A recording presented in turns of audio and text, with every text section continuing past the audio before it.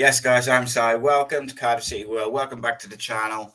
Here for a nice, relaxed live show this evening, talking all things Cardiff City with a little question and answer. Ask me anything, go unscripted, whatever you want to call it. Basically, just gonna chat so you guys can be in control of the conversation to a certain degree. Ask some questions, whatever. We'll also we'll look forward to the Sunderland game as well. I'll talk about, I think someone asked yesterday what my starting 11 would be, and I never got round to answering it. So I'll kind of do that now, although that might change throughout the week as things kind of develop and stuff like that. And we hear a bit more about the fitness of players and whatever, else happens this week. But as I said, Robertson, medical, in. Very good, very good. Very good signing. People obviously need to be patient as well, though, because he's not going to be fit, and firing. He's not going to be up to speed for a while. Same with Kanga, I think, is a bit closer in terms of, obviously, he played on the weekend. He just needs to get up to speed. Willock is fine. Chambers is fine. El Ghazi is the same as Robertson. It's going to take him some time. So you've got to be a bit patient. The midfield area, particularly on Saturday, is going to look very same as last year, unless he does something spectacular and play someone different in there. So people have got to be patient. We need a good start. I think that's clear to see. And I think there's so much optimism and, dare I say, excitement about how we've gone about our business in this transfer window, the players who've come in, the players we're still being linked with. A good start to bring that optimism and that excitement up is important. And in the Championship, a good start is always important because things just kind of keep going back and forth and you can fall behind quite quick. So it's a case of, we have got a very difficult start, but I don't think there's such a thing as an easy start in the Championship. It just is what it is. Or you can lose any game at any time, but you can equally win any game at any time. I think all you can ask for is to try to have a home game, first game, and just try and get as many points as you can on the board early doors, because that momentum will take you through the season. And I think, we had a good start last year. Tactically, Errol Bullock looked really good at the start of the season, and it kind of all fell apart as we lost the spine bit by bit. We lost Ramsey, McGuinness, we never had a striker. It all became a bit samey and a bit backwards, but I think already you can see he's getting in the players he wants. And I think you're going to see a change in shape, in particular in possession, but also you're going to see a more aggressive pressing Cardiff City, particularly at home. I think you'll see a big difference. Away, I don't have a massive issue with how he set up away from home in the Championship. I think it's quite a clever way to go about your business, is set up really solid defensively and try and hit teams on the transition. I think the biggest difference is now is when we win those transitions where, a Siopis or a Robertson or whoever wins the ball around halfway and you can transition quickly. You look at the players who are going to be getting the ball, they look a bit more capable of making something happen. So that's kind of interesting. So if you've got something you want to talk about, drop it in the comments on YouTube, on Twitter. If you've got a particular question, drop that in. Obviously, I understand that people are going to ask about transfers. I don't know what you can say. The name, which I didn't want to say last night, is kind of out there generally now anyway. But I think the thing with the centre back is it's really obvious, and Cardiff have Glenn Williams reported today, is Mark McGuinness doesn't want to go. Mark McGuinness is very popular in the team, with the staff, and with the people at the football club. He likes Cardiff. He loves it down here. He doesn't want to go anywhere. So Cardiff are in a strong position in that sense. So, and I think a 10 million valuation, a couple of people made comments when I said that he was worth that at the start of the summer. I'd said all along, wouldn't sell him or Ruben for less than 10.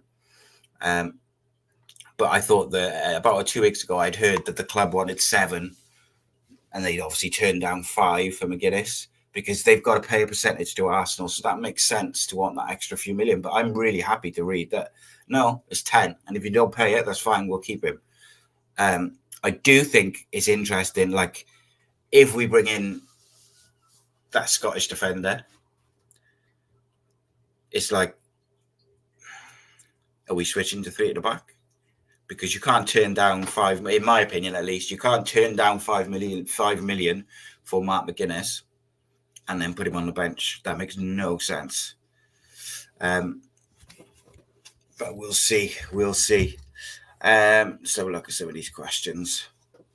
So yeah, drop your questions in. We're going to talk about Sunderland. I'll kind of talk about what I think the team's going to be. We'll have a full preview out on Friday. Got some good stuff coming this week. We got History of Cardiff City with Terry Phillips is out. We got a new episode of that out, which is on Sam and Man this week. So that's a good one. I think that'll be out tomorrow, maybe Thursday. I haven't decided which order they're going to go out yet. So either tomorrow, Tuesday and Thursday, basically interchangeables. We've got a History of Cardiff City, got a Flower Hour live on Wednesday. And then I've got a video looking at, is Errol Bullitt building a second formation, a second system for certain games, certain scenarios, and kind of video just looking at that, which is quite interesting. And then, of course, we will have the preview for the Sunderland game Friday evening. Saturday night, we will have the Flower Hour match reaction. Sunday, we'll have the breakdown. Monday, I'm being joined by a journalist to discuss all things Cardiff City. And then, on top of that, we should also have a season preview with myself and Steve. Sorry, I just had a text, which was just checking. Just got my blood pressure raised then, but it wasn't who off. It was about what I thought it was about, but it was off someone else. There we go. Steve Day is joining me next month. Or Steve Day is joining me for the season preview, and we're going to just preview the whole season as a whole. Friday, we got the match preview with myself. And then also we've got Sundays is the breakdown. And then Monday, I'm going to be joined by Paul Abbandonato for a live show where we're going to take some questions, talk about the championship, all that sort of stuff. Very interestingly, I want to put this, before I start looking at the questions, I want to put this question to you guys. So last year, we did the previews. Sometimes they're live, sometimes they're pre-recorded. The pre-recorded ones will have graphics and team and stuff like that.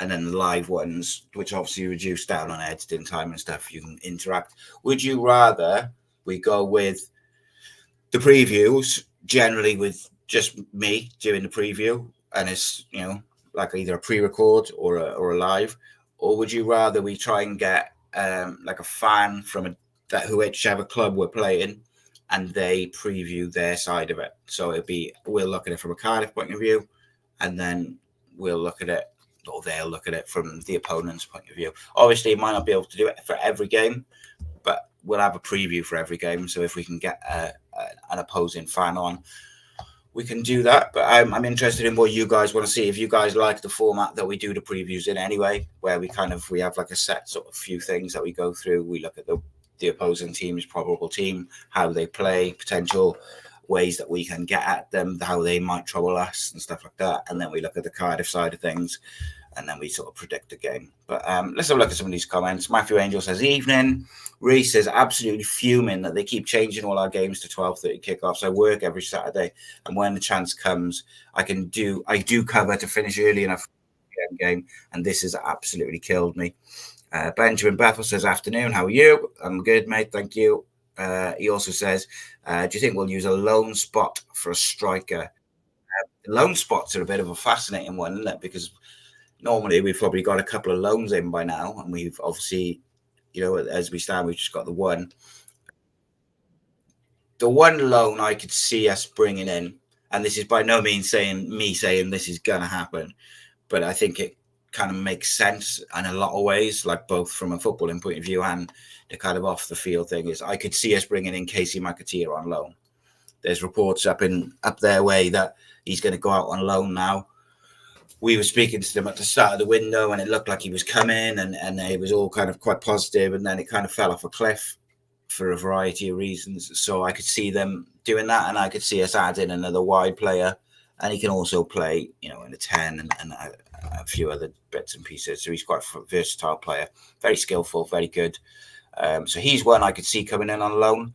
The striker one is an interesting one because I wonder, I speculate, I hypothesize that if the right striker became available to sign and wanted to come to us, if we'd find the money to spend to buy them. Because I think if you look at there's certain boxes that the manager's trying to tick. He wants very athletic players, strongly physically players, and he also wants players who are technically very proficient. And I think all of the signings, or most of the signings that we've brought in so far, kind of tick that box, or tick at least a couple of those boxes. So I'm going to be watching that with bated breath, I got to be honest, and I'll be listening with the ear to the ground, as it were, because by no means are we done in the transfer window. I think obviously we're contemplating a centre back. I think we only bring a centre back in if Mark McGuinness is sold. We're only going to sell Mark McGuinness if we get the money we want. Fullback is a fascinating one to me as well, because it doesn't look like Perry NG is going anywhere at the moment. So we effectively have Perry NG, Callum Chambers, Jamari Collins as your kind of senior fullbacks. And then you've got Joe Bagan, Louis Giles, Roland Kipakio, Raheem Conte, and Davis as well. So there's a real few good young options. I said at the start of early on in the window that I would like to see these young players utilized as backup options in some cases, and in some cases they might not be the direct backup, but maybe the third choice. Fagan Walker, I would not be against him. Us having 3 senior centre backs and then Fagan Walker, I think that's sensible, because look, realistically, the most we're gonna play is 3 centre backs, so you don't want to have 4 senior centre backs and they all expect to play, because that's not gonna keep everyone happy. So you have to manage that side of it as well. Sloper Roads Blues, evening mate. He says Portsmouth signed Andre Dazelle instead of Alex Robertson. Talk about a downgrade. Well, mate, as I said yesterday, the guy who I did the season preview for, who's a Portsmouth fan channel, described Alex Robertson as the best player he's ever seen play for Portsmouth. He said he is a generational talent, which is real big praise. Like, will we see that? Will he turn out to be that? I really hope so. And everybody who I've spoken to rates this guy so highly. He's recovering from injury at the moment. It's going to take him a bit of time to get up to speed, but it'll be interesting how long that is, because Cardiff need him, want him straight away. And look, there's almost like a little bit of a divide in the Joe Rawls thing as well, because some people are like, oh, we're going to have Joe Rawls on Saturday, same midfield as last year, blah blah blah. But then there's another side of it, which are people who will bang behind Joe Rawls and rate him and think that he's a massive part of the club, and feel that he gets criticised unfairly. Me, I'm somewhere like in the middle, to be honest, because I think realistically Joe's going to play off the bench a lot and play certain games this season once Robertson is fit, but I think he's still got a massive part to play, particularly in certain scenarios. Jaden, evening, mate. Let's have a look.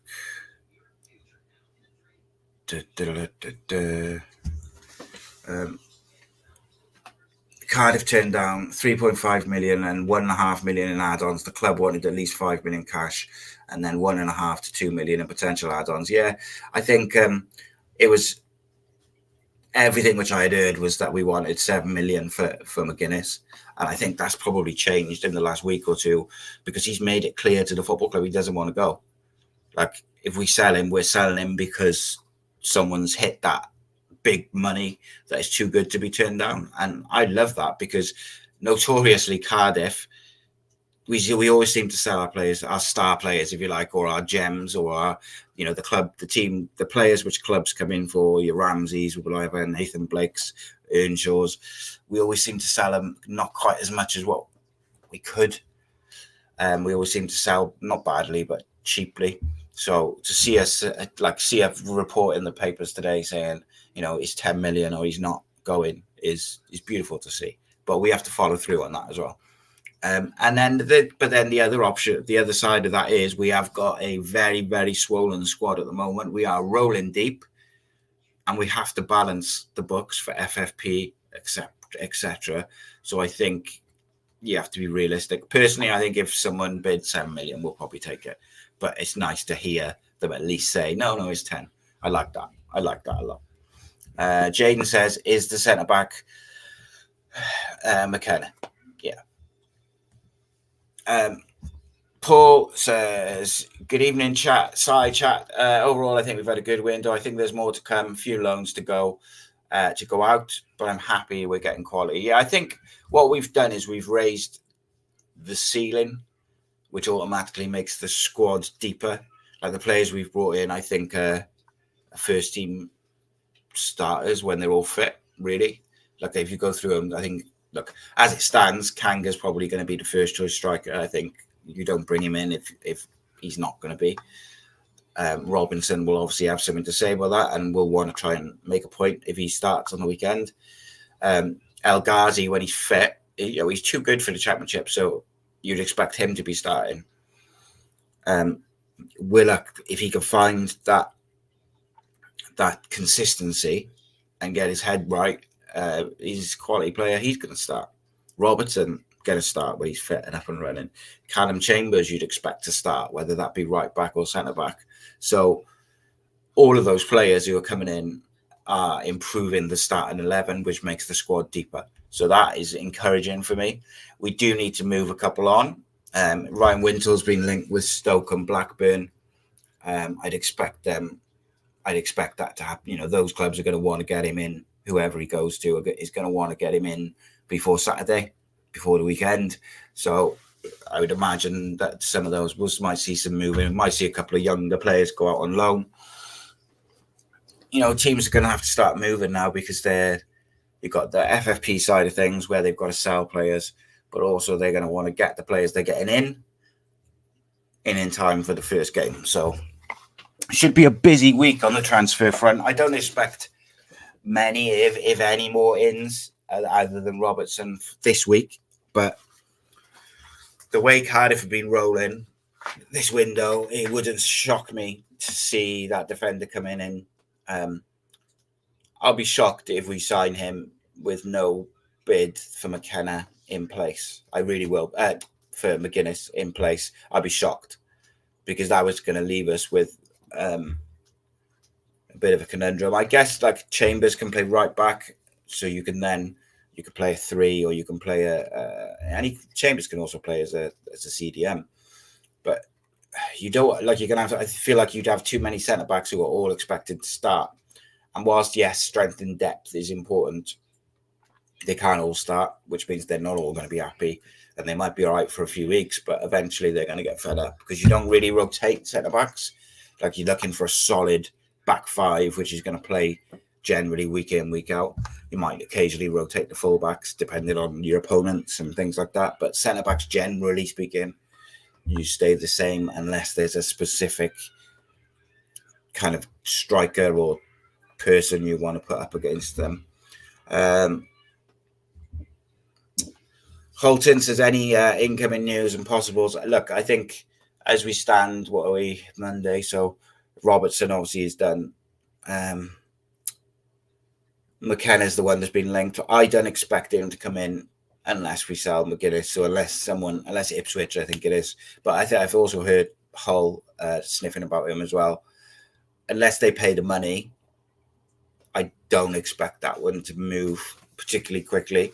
But it can change really quick. Like if someone pays the money for McGuinness, that's probably going to move fairly quickly. The way it was told to me that it was McKenna was going to Spain. I think it was Spain, Las Palmas or something. And we kind of hijacked that deal. And I think he's agreed a deal to come here, but it's dependent on Mark McGuinness going.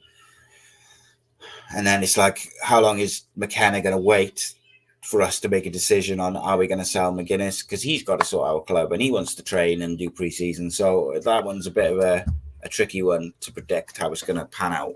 But it's good to see, look, the fact that he was going elsewhere and then we've kind of swooped in and had a conversation with him is encouraging, the way we're moving and the way we're going about things. And we've done that on the potential that McGuinness goes as well, which shows that we're being something which I've talked about a lot at the end of the last season was I'd like want us to see the club be proactive, not reactive.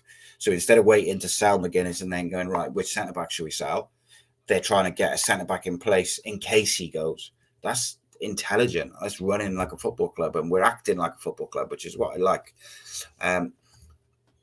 Apart from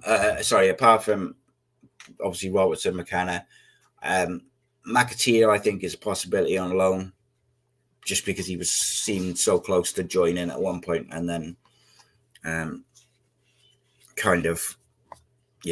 like going like that is just a bit of a weird one.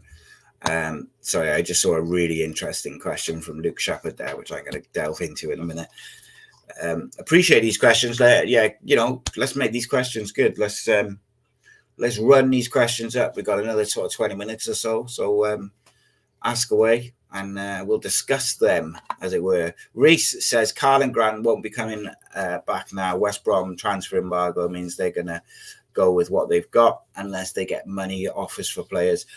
To be honest with you, mate, I'd have been surprised. Once we got Willock and Al Ghazi, we're still sniffing around McAteer. It seems like we've moved on from Carl Grant. Unless, well, I don't know. Like, his versatility is interesting and the manager knows him, so I guess. But I think you're right.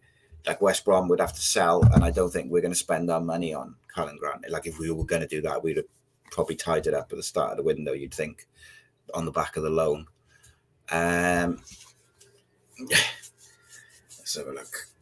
Let's have a look. Right, so Luke Shepherd's got a good one.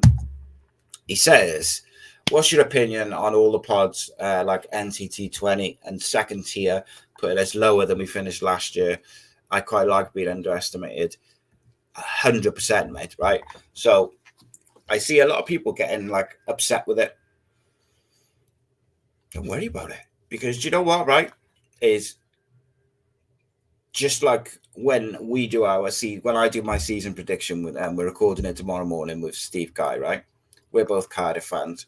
I'm fairly knowledgeable about the Championship. I keep up to date with everything, but I know way more about Cardiff tactically, how we play with the players we've got on the bench, the academy players coming through, the players we're linked with, the manager, the changing style.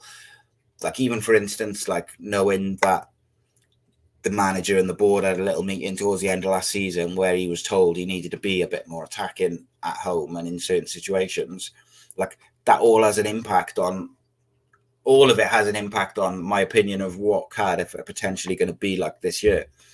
I don't have that information for all the other clubs. Like, I can see who they've signed, see what they played like last year, see which players I like and which ones I don't, see the managers they brought in and stuff like this. But generally speaking, I'm not as hands-on as with all those other clubs, so I haven't got the same knowledge.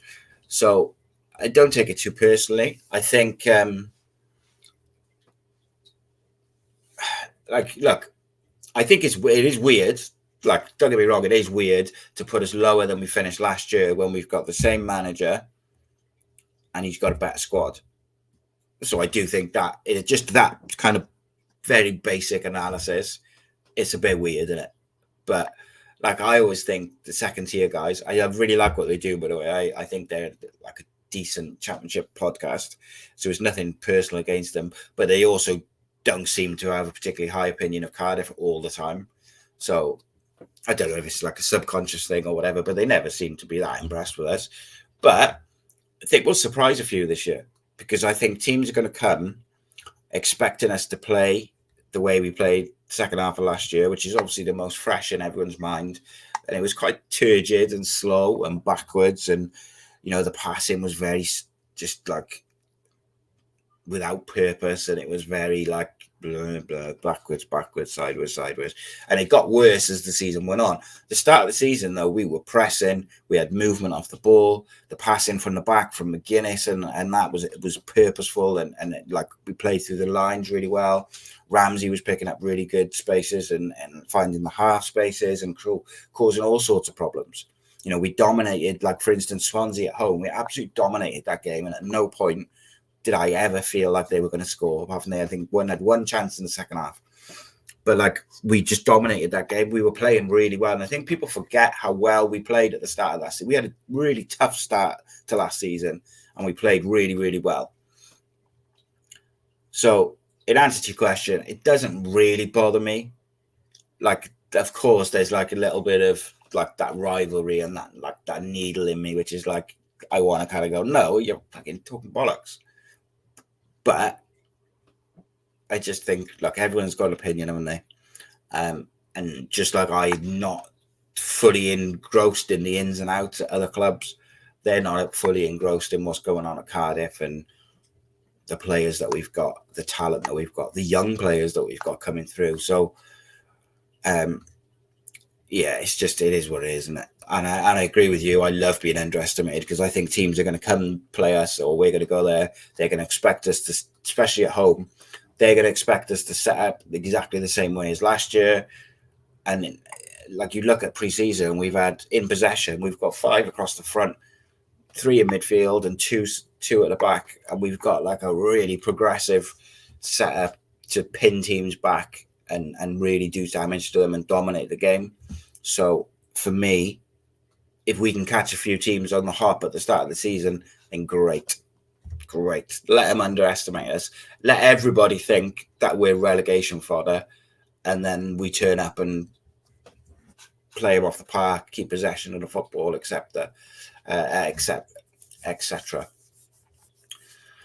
Benjamin Bethel says, when we expected him to be starting Robertson, very, very difficult to say, mate, because I don't know what is, like, how far along is. All I can tell you is about a week ago, I was told that he's not far off being, like, fully fit and ready. But I've also had people messaging me today saying, like, oh, he's got a hamstring injury, he's not going to be available for weeks and weeks and weeks. But it's just off the back of the fact he hasn't played a lot since January. He did have a hamstring injury. He's done his medical today. As far as I'm aware, there was no problems with it. So I think it'll be match fitness more than anything. But it's just being patient. There's no point in rushing him. If he has got a bit of a strain still, or he's not quite ready, just give him a bit of time. Okay, like, we got a deep squad, we got a big squad. Give him a bit of time. Unfortunately, at the end of the season, like, the 2 most vital positions for us was centre forward and a number 8. I just spilled coffee on myself. Great. So not having that number 8 in place for the Sunderland game, or in a place where he can start, at least, I don't think he starts. I don't think so. Like, I'm going to try and do a bit of digging and see till later on, just to see. My gut says it won't be too long before he's in the squad and playing, but I don't know that for a fact, so I wouldn't like to speculate. It's clear he's had an injury, and he's got to get match fit, like El Ghazi as well. Matthew says, has the club announced Robertson yet? I don't know, mate, but like, Glenn and Wales Online said he was having a medical this morning. I said he was having a medical on Friday. Like, a couple of other people said across the weekend that he was having his medical. He had his medical today. As far as I know, there was no issues with it. So I'd expect it to be announced tomorrow or Wednesday. Matthew also says, great day out on Saturday at Bristol Rovers. Great away support as always. Did you hear the rumours that a few youngsters had ripped the seats out of the ground? Didn't see it happen whilst I was there. So, interestingly, I've seen these people saying that Cardiff fans were ripping out the seats and blah, blah, blah. Disgraceful, pre-season friendly, blah, blah. But yeah, every single person who I've seen who went to the game said, I didn't see it. No one is actually... I've not seen one person say, I saw people ripping up the seats. So that to me is like, is that just a social media, like someone's doing it for the clout and said it for the clout? No, it is going to get shared by like EFL Bible and all these different, all the different Facebook pages and Twitter pages.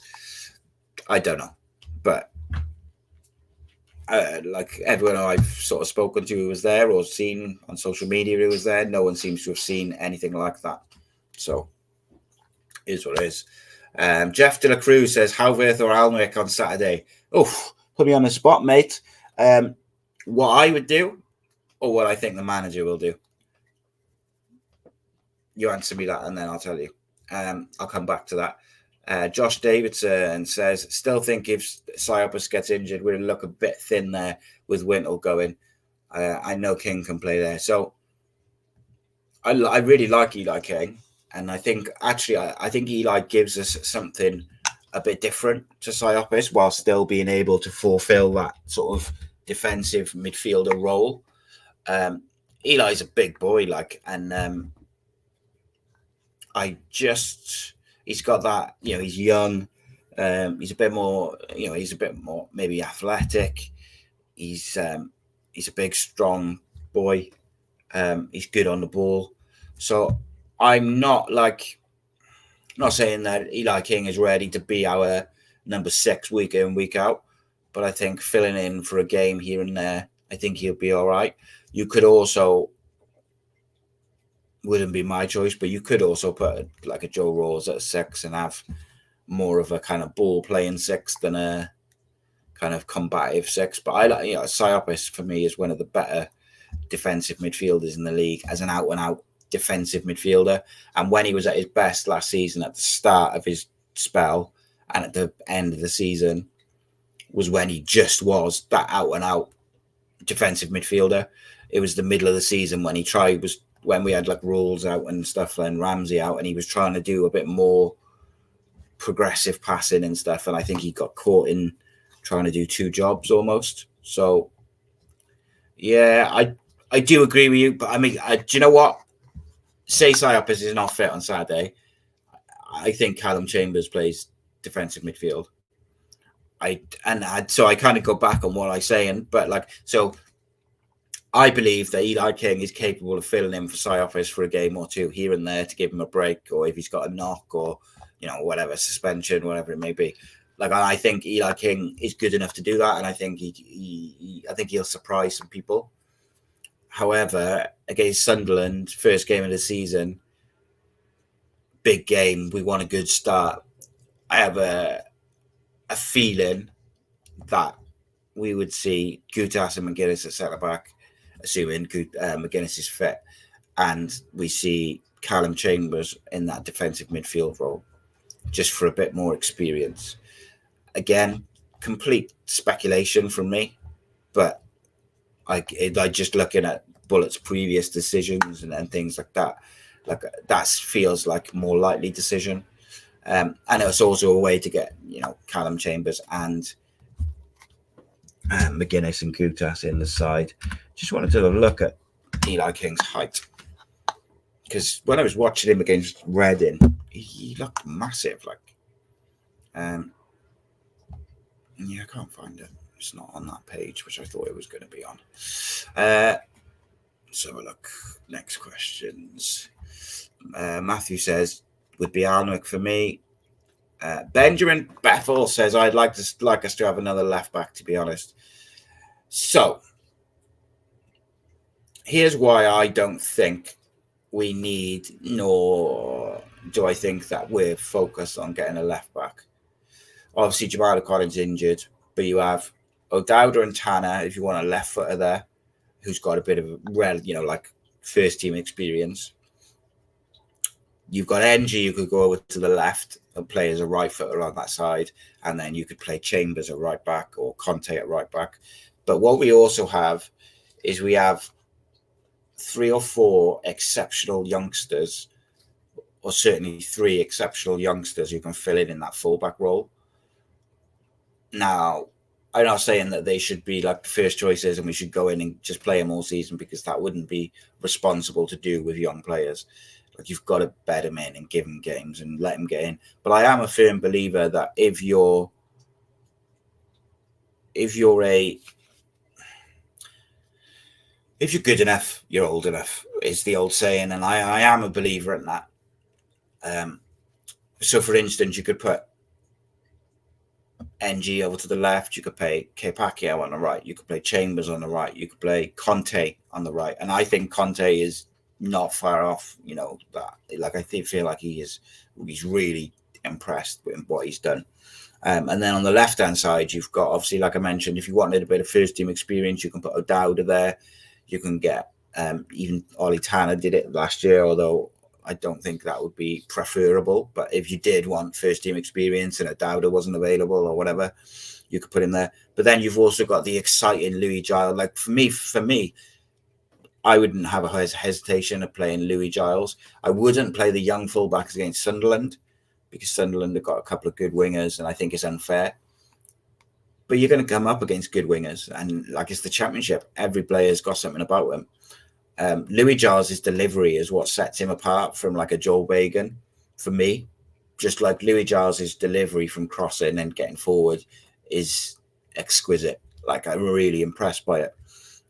So, yeah, I think that's my personal opinion why we're not too focused on like a left back, because I think we've got options in the fullback areas that will fit the system. And also, then, if we do end up switching to a 3-5-2 or a 3-5-1-1 or a 3-4-3 for certain games, O'Dowda will probably play off the left and maybe NG off the right, or someone else off the right if NG was one of the three. So I think there's a few different options.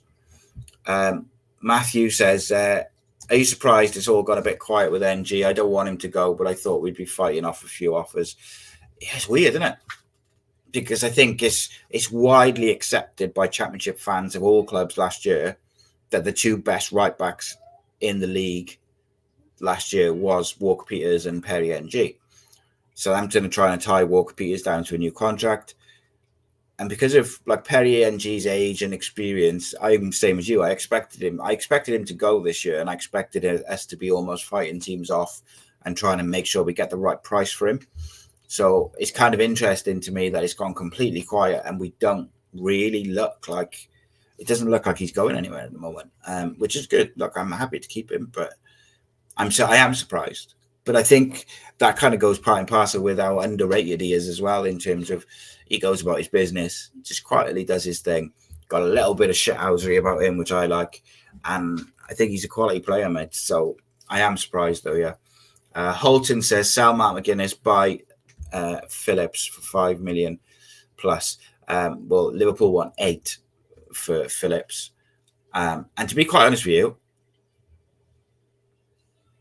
if it was like a straight thing between buying Phillips for 8 and obviously selling Mark for whatever, 8 to 10, I don't know if I'd want to keep McGuinness. And it's not, again, I said this yesterday, it's not that I necessarily think he's better than Phillips. I just think for the way we are looking to play under Errol Bullock, McGuinness ticks a lot of boxes. One of the prime ones being that he's very, very good at passing and very, very good on the ball. And you need that ball playing centre-back to be able to play the system that Errol Bullock wants to play and the way he wants to play it. So, look, I wouldn't be disappointed if Phillips was back down here. I thought he was very, very good. So don't get me wrong. I'm not saying that. I just, it's an interesting one. I really like McKenna. I think he's a quality central centre-back. He's not the quickest, but his reading of the game, his positional play and stuff like that, he's really good. So the centre-back thing is going to be really interesting watching how that develops, and it's going to be a bit of almost like who blinks first with that. Like, will McKenna get fed up waiting, and will he just want to go? So, he's going to want a club at the end of the day. So, yeah, it's an interesting one. Joshua says, I think it's a little further along than we expect. So, McGuinness not being in the squad against Rovers was telling. Yeah, the only reason I'm a little bit sort of not on the fence of it, but like almost just not, though it's not that far along. So yesterday, or over the weekend when I was given the name of the centre back that we were talking to, I kind of assumed that it was going to just happen and it was all on its way. And then that report came out from Glenn. He's obviously got that from the club. Now that could be in itself a bit of who blinks first, because they're saying to Luton or Ipswich or whoever wants McGuinness, now if you want him, you pay the money. We don't have to sell him. And it's almost like saying to them, no, by putting it out in the media. So maybe we are negotiating and we're just trying to get the best price for him. Wouldn't surprise me at all. And in fairness, as I said a few minutes ago, the way we've been really proactive in our business this year has been quite impressive to me. Like, we're all very quick to criticize the board and this, that, and the other over the years, and rightly so. When they need to be, we'll criticize them. But you also, I think, they deserve credit this window so far, because it could all go crashing down very quickly. Dust or something. So yeah, look, I would be gutted if McGuinness goes. I'm not going to lie, but I understand it. Look, we're in a position where we can't turn down that sort of money for anyone. Paul says, Alnwick for me too. Ree says, reckon most of the offers we get now will be towards the end of the window, simply because clubs will think we're more desperate to sell. Yeah, possibly. I think this week we might get a couple, because teams will try to get them in before the first game, and then I think it'll kind of just be down to the window. Holton says Ollie Tanner might go on loan, perhaps. Yeah, I think that's probably the best option for him. I felt like with Tanner, he had an opportunity in pre-season to really go and stake his claim with the players who like Willock and Al Ghazi coming in, and rumours of, well, not even rumours, like with Ruben playing off the right. For me, Tanner had to grab the ball by the horns in pre-season and really like do what Callum Robinson has done, get his head down, attitude spot on, perfect. And then, by the way, I'm not saying Tanner's attitude and that hasn't been good recently, because as far as I know, it has been. I just mean on the pitch, he hasn't been able to show the same levels as what Robinson has shown. And I feel like it's maybe a little bit of a missed opportunity for him, because I've got to be honest, when I'm looking at it, and I'm going to talk about what my side would be on Saturday, like, I'll give you a little spoiler, like Ollie Tanner wouldn't be in the starting 11. So how much game time is he going to get? You know, especially if you add in like a McAteer or someone like that. Like, where's Ollie Tanner getting time when he didn't get a lot of time last year, really, particularly after he was demoted for a little bit to the 23s because of a perceived attitude problem and stuff like that. So it's a weird one. Jeff says just play 3-5-1-1. Yeah, I think we got a video coming out later this week on the potential for a second system, and I think there's a good chance that he's at least cooking it up as like a backup plan or an alternative for certain games, certain scenarios. The reason I like that kind of 3-5-2 or 3-5-1-1 is because you can be defensively really solid with three at the back, a solid midfield in the double pivot and a 10. But also you can have massive high like width. And then when you lose the ball, it goes even more defensively solid with 5 across the back. You've got your midfield, but also you can have 2 up front. You have width. I think it's very versatile, very easily as well. So it's interesting. I just saw Tim Smith, Leeds fan, in the chat. He says, Bluebirds respect. Yeah, welcome, mate. I will ask you a question, though, Tim, because it's been bugging me because I'm gutted. Ampadu and Jordan James as a double pivot in a midfield in the Championship is the best midfield in the Championship, is it not? As a 2. Impressive. Sold Somerville is where it is, but I think if that funds Jordan James, I think Leeds will be up there, to be fair. So that's about as nice as I can be about Leeds, I'm afraid. Joshua says passing out from the back will be much better.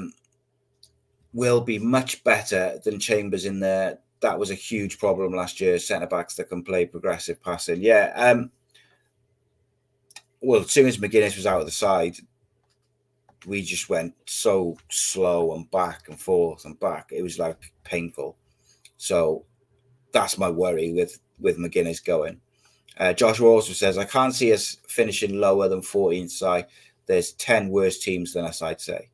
Yeah. It's hard for me, like, because I'm not used to feeling so optimistic and excited. But I am. Like, I'd be lying if I wasn't. Like, I'm genuinely impressed with what we've done in the window, the way we've done it. I'm also excited by what the manager's doing. I like what the manager's trying to build. And also, yeah, like, it's difficult not to get carried away. Of course it is. Steve Davis Evans makes a great point. Joe Rawls can play left back as well, don't forget. So you've got that other experienced left back or someone who is experienced who could play at left back. So to me, like, if Jamal Collins is out, I'm not against O'Dowda or Rawls playing left back and then giving Louis Giles some time, even if it's just off the bench. I really feel like I want to see if Louis Giles is up to it, because I think he's a quality player, like, at the moment, and it's whether he can kick on and take that quality into the championship level. So let's give him a bit of time here and there to see what's what. Paul says it's going to take a few months to see our best 11. Also keep everyone fit. We just need to put points on the board, and we'll be a match for anyone in this league on our day. Yeah, I think, look, what it will do now is on, like, Saturday, for instance, I think it's very unlikely El Ghazi plays. I think it's very unlikely that Robertson starts. Maybe a slim chance he's on the bench, but I don't expect either El Ghazi or Robertson to be in the squad, to be honest. So what that does, right, is that gives, let's say, Ruben's off the right. Ruben's got a chance to stake a claim and say, I'm the best option to play off the right. No matter who is on the bench or who is in the squad, who is fit, I'm the best option. Same for Ramsey, same for Willock, same for Robinson if he plays in the 9 and Kanga's on the bench because he's not quite up to it yet. Robinson's got a chance to take his preseason form and attitude into the league. And if he goes and bags a couple of goals and we get 3 points, then there's a good chance he starts the next game. And if he does it again, and do you see what I mean? Like, so yes, in some areas of the pitch, there's going to be people who are a bit negative or a bit like, oh, we got Rawls and Cyopis again in midfield, for instance. I'm not one of them, but like, and they'll be like, oh, it's the same as last year, blah, blah, blah, negative. But what it does do is it gives Joe Rawls an opportunity to show what he can do. And like, hang on a minute, everyone wants this number 8, this new shiny toy, but I can still do a job for the club. And that's the same for every single player who plays on Saturday. Our squad is big and deep. And even when we've got rid of some players on loan and sold some players, the squad is still going to be deep because Errol Bullock wants at least 2 players in every position who are like first team championship level.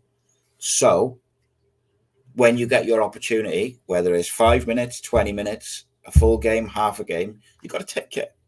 So these guys on Saturday who are playing, who maybe aren't the shiny new toys and all this, they've got to take their opportunities. Ruben Colwell, big season for him. He's got to build on what he did in the second half of last season and show that he's got the end product.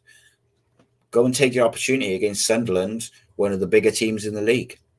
Everyone's talking about how good Jack Clark is. Well, let's go and see how good Ruben Colwell is if he plays off the right. You know, it is what it is. There's an opportunity every time. Next, Reece said there's a few who said a bunch of 16-year-olds who are walking out with seats. Yeah, as I said, mate, I haven't really seen a lot of it, so it's difficult, isn't it, to work out with social media the way it is. Lewis Watt says, how many tickets do you think we'll have for Burnley? Oh, I don't know, mate. Clubs are funny, aren't they? I think we'll take good numbers up there, though. I think that'll be a cracking day. I'm hoping to have some news on some ticket giveaways for away games as well soon. So make sure you're subscribed and all that and spread the word. Obviously, the channel's growing and stuff like that. And Ace Podcast Nation on the other side of things. We had the Craig Bellamy. Both parts are out now to watch on YouTube on the Ace Podcast Nation channel, but also they're available for audio download as well. If you want to listen to them. Fascinating stuff if you're a Welsh fan, it's got to be said. To be honest, it's pretty fascinating stuff anyway if you're just a football fan or you've like followed Bellamy's career. But like, just as a Welsh fan, it was so interesting to hear him speak, and he was really spoke well. So yeah, look, we got more things to come. I got a little list of people and players and things that I'm in the process of trying to sort out in a varying degrees of different things. We ain't stopping. We're just going to keep growing and growing. This channel is growing every day. So, nothing's stopping. So please spread the word, like the videos, drop comments. One of the things, we always have really active live chats and stuff, but the thing which helps on the algorithms is actually the comment section after the live. So if anyone wants to go and drop a load of comments in the comment section after that, then you go again. So Matthew says Joe Bagan played a few times at centre back during pre-season. Thoughts? I thought he actually did all right, but for me, and this is only my opinion, and let's be honest, like in the grand scheme of things, my opinion doesn't really matter. It's the manager's opinion which matters, and the club's opinion which matters. I think out of all the kind of younger players in and around the squad, Joel Bagan is one who maybe I'd be open to selling. Now, that's not to say that I'd be openly looking to sell him, but if someone was interested, I'd be open to it. I think because you've got Tsunda to come back as well, which is Tsunda's a weird one for me as well, because like I've been told by people who would know that he's a real excellent footballer, but I haven't seen it myself, so I cannot comment. But he can play left back and he can play centre back. So, but Joel Bagan, I thought did all right in pre-season. I didn't think he was amazing, but I thought he did all right. Certainly didn't do himself any harm. Reece says, I think we'll make our main signings early, probably towards the end of the window. We'll get some loans in. Yeah, I think we'll get a couple of loans in to strengthen the squad. I think we won't see the loans, I don't think, until we've moved a few out, unless we bring in a striker on loan. We might see that a bit quicker than other. Matthew says, I'd imagine Phillips' wage at double. Yeah, and the rest, mate, of McGuinness's. So, yeah, I think Phillips is a real long shot. But I suppose if the McKenna thing didn't come off because he got fed up of waiting, and then we sold McGuinness, you have the option to spend the money on not sure. Andrew says, even so, who's the centre back you mentioned we were talking to could be the best centre back in our team if he comes in? That was Scott McKenna, mate. I think he's quality. The only thing with him that makes me is his pace, really. I think he's really good on the ball. He's good at he attacks the ball. He's good positionally. He ticks a lot of boxes. I'd rather keep McGuinness, by the way, but I'm happy to see the clubs being proactive in making sure that they've got an option in case he does go and someone matches that money. Steve says, what about Tsundo? Surely he's the fourth choice centre back. Yeah. So I said earlier, Fagan Walcott being the fourth choice centre back behind Gutas, Chambers and McGuinness at the moment is probably a good thing to have that sort of young, inexperienced fourth choice, because you don't want to have four centre backs who all expect to start. But yeah, Tsundu's in the same boat as Fagan Walcott. Really, he's fairly unproven at this level. We don't quite know what he can be, but yeah, I think hopefully he's incredible. And he's a real gem that we've unearthed. Jonathan says the winner played 90 minutes midweek were not in the squad versus Rovers. There are a few missing versus Rovers. Yeah, there was a few missing. QPR, Watford both lost to Reading in pre-season as well, and we beat them with a second string. Is an early indication as a step forward, even though apparent experts are predicting us to finish below them. Yeah, we had that discussion earlier about these experts, but yeah, look, it is what it is. It is what it is. Let everyone underestimate us, and then we can go and surprise a few. Joshua says, funny that I think he'll start Tanner. He sees Conte and Tanner as the option out there at the moment. Tanner's more senior. Mate, honestly, I don't see it at all. Maybe Conte. I just think he will go with Like they, I know that there was before a lot of the signings came in, there was this kind of loose plan that if Ramsey was fit, they were going to look to play Ruben in like this kind of Phil Foden role, for the lack of a better term, where he would start on the right and out of possession, he would take up the right hand side. But he would be given a lot more freedom than what he had previously had. And I thought it worked really well against Reading.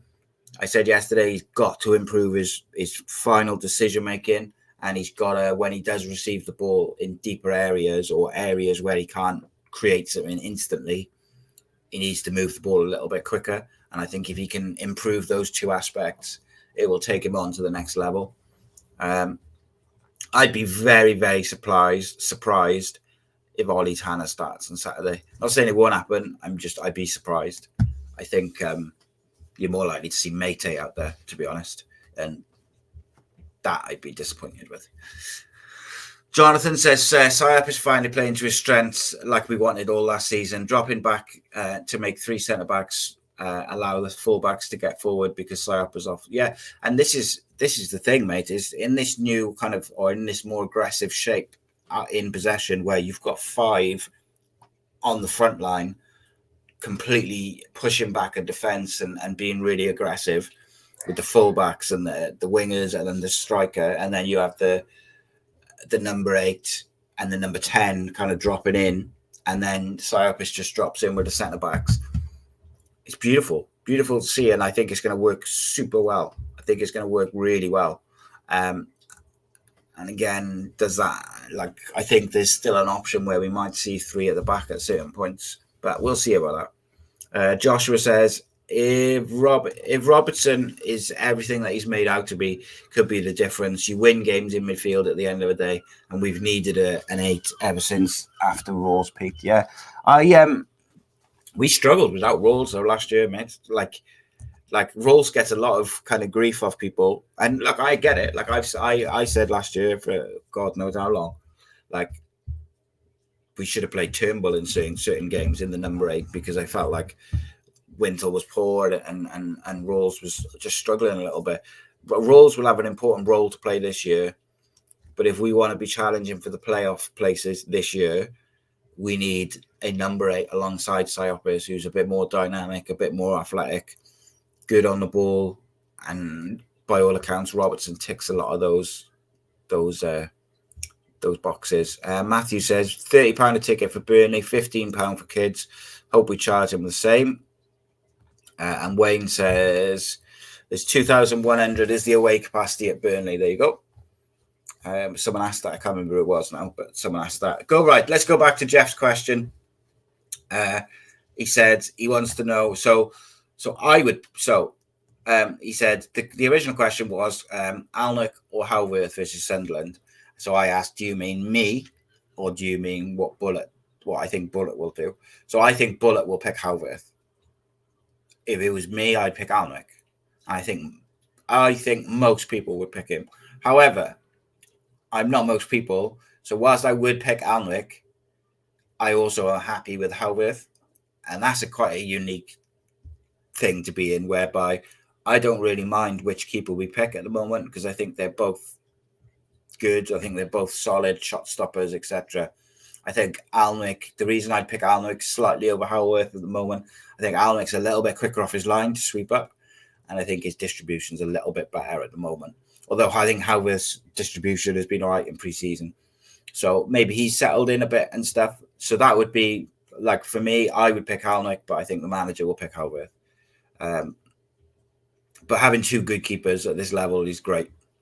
So I'm happy with either. Jeff says, if we play 2 at the back, Gutas will have to get used to the bench, hence why I think we play with 3 centre-backs. Well, it would be, he'd have to be pretty ruthless to drop Gutas, wouldn't he? Like, Gutas and Syopis are his guys. So, I don't disagree with you because I think, there was times last year I would have dropped Gutas. It was just that McGuinness was injured at that point because I thought there was a little spell towards the end of the season where he was really rash in the challenges and he was making mistakes.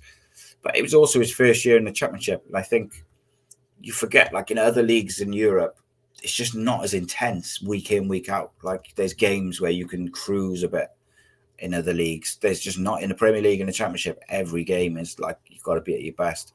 Joshua says, no hate on Rolls, what a servant, but he's not box to box. He was in that promotion season. He was excellent that couple of years. He's just lost half a yard naturally. Glad Robertson's in. Yeah, and that's the thing. Age gets us all, mate. Age gets us all, but I still think he's got a lot to offer this year.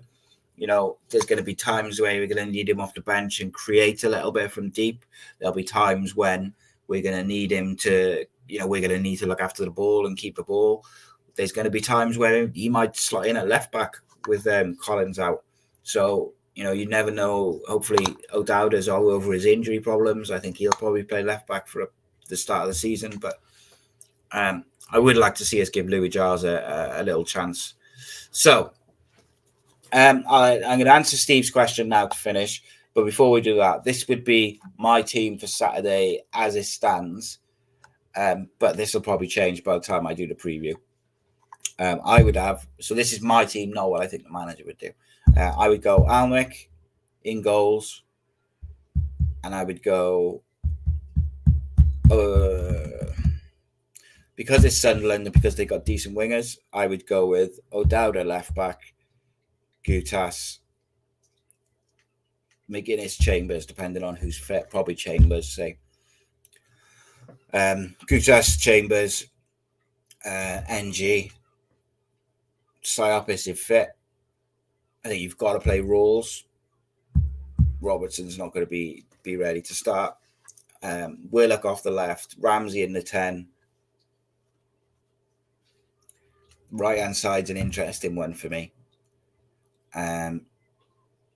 It would be a big shout to start Raheem Conte. So I'm going to go with Ruben, who's obviously more experienced at this level. First game of the season versus Sunderland, sorry, not Southampton. So I'm going to go with Ruben off the right, and then Robinson as the striker. Obviously, as the season progresses, we're going to have these new players coming in and fit and stuff. I'd like to see Raheem Conte, Louis Giles. Obviously Isaac's injured, but I'd like to see us give these players some minutes. So, you know, if Ruben has only got an hour in him at the moment, bring Raheem on then for half an hour at the end. You know, if O'Dowda's struggling or he's blowing a little bit, give Louis Giles 20 minutes over towards the end. But there we go. Right, final question. Jeff says, what do you think the crowd will be on Saturday? I'm flying over from Dublin. I think we get a good 25,000 on Saturday, mate, first game of the season. Yeah, about 25. That's my guess.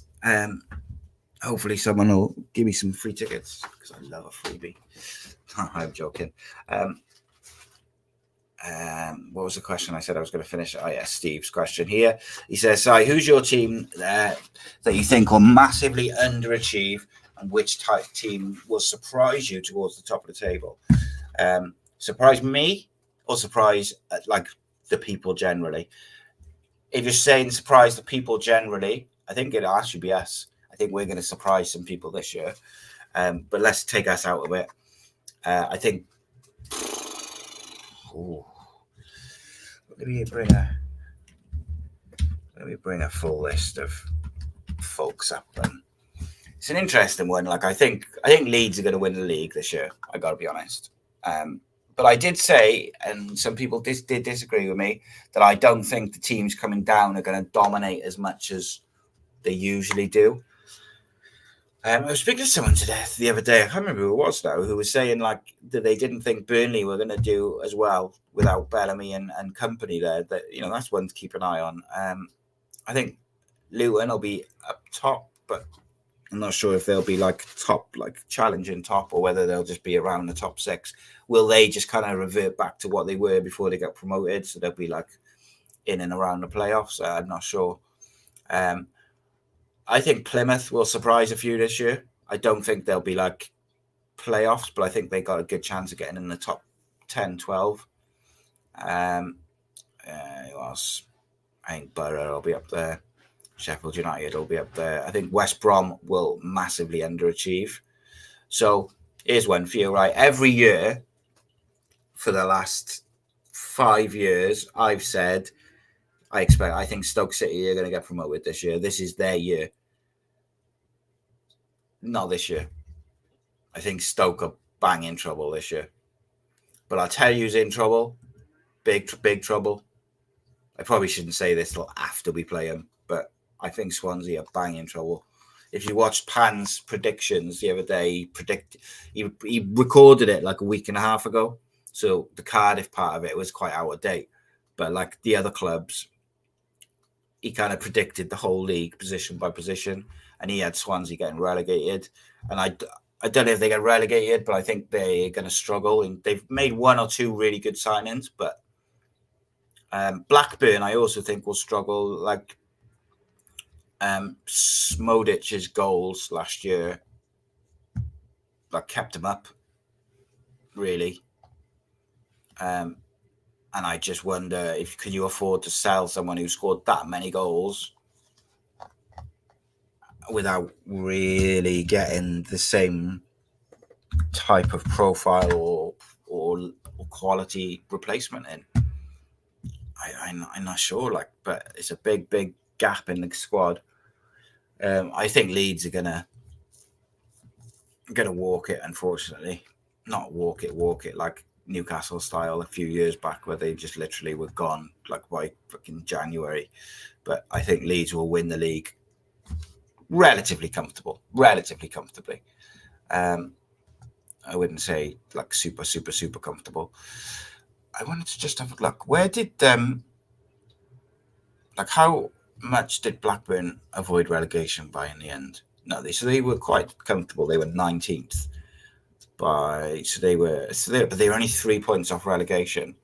So yeah, looking at the teams in the bottom half of last year, I think Stoke will be down there again, and I think Blackburn are going to be in a spot of bother. But I think Plymouth will have a good season under Rooney. It's the first time he's ever had a pre-season. And maybe, I don't know, like maybe I'm wrong with that. But Coventry will do well, as always. But yeah, I think the Jacks are going to struggle a little bit. Be a shame, isn't it? Right, guys, it's been a pleasure as always. Thank you very much for joining me. Nearly touched on 400 people in total watching, which is always good on a Monday night. Tomorrow night, we will have a new video out. It'll either be The History of Cardiff City by Terry Phillips on Salmon, or it will be me discussing Errol Bullock building a second formation. I think it's going to be the Terry Phillips one. Wednesday, the Flower Hour. Thursday, then, will be the other one of those 2 videos. Friday will be the Sunderland preview. Saturday, the Flower Hour. Sunday, the breakdown. And then Monday, myself and Paula Bandanato will be live talking transfers and all the latest news from Cardiff City. We should call that show Better Call Paul, shouldn't we? But there we go. If you're an Ace Podcast Nation member, which if you're not, you should be. But if you're not, you can still be a member. Join patreon.com/Ace Podcast Nation. Price of a cup of coffee per month. Their boys are starting now. They're live on there now. So go and get involved and join them for the chit chat. It's always a good time. And also you get like live 24 hours early access to tickets to all live events. And there may be a new City Legends live event coming soon, announced soon, which means tickets are going sale soon, which means if you're a member, you get 24 hours early access soon. In a bit.